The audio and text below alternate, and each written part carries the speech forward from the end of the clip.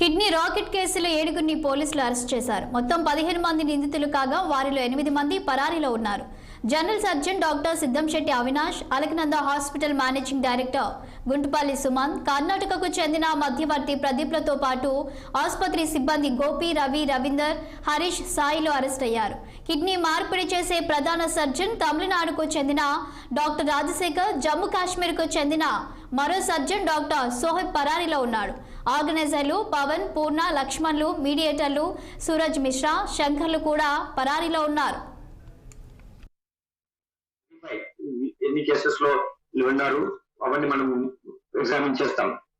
దీంట్లో ఎలా ఈ యాక్టివిటీ వచ్చారంటే సరిగా బిజినెస్ అంటే హాస్పిటల్ అనేది రన్ కాకుండా ఉన్నప్పుడు అతను సేవ్ చేయాలని ఫస్ట్ ఈ జనని హాస్పిటల్ అమ్మాలని చెప్పేసి డాక్టర్ అవినాష్ ప్లాన్ చేస్తున్నప్పుడు అతనికి లక్ష్మణ్ అనే ఒక అతను వచ్చి కాంటాక్ట్ లోకి వచ్చాడు.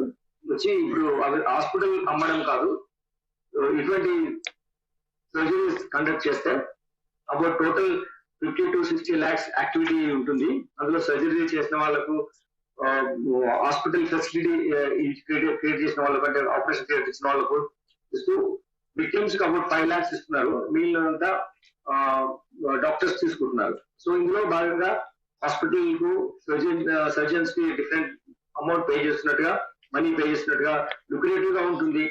Instead of selling the hospital, you can facilitate this place to go for such kind of operations అని చెప్పి ఆయన హాస్పిటల్ ను అభినందించమని చెప్పి కోరడం జరిగింది.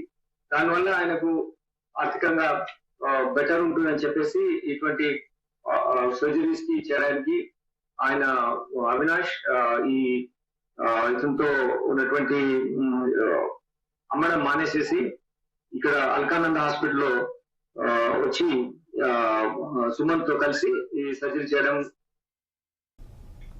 డీజే టిల్లు పాటకు మంత్రి సీతక్క డాన్స్ చేశారు. ములుగులో రోడ్డు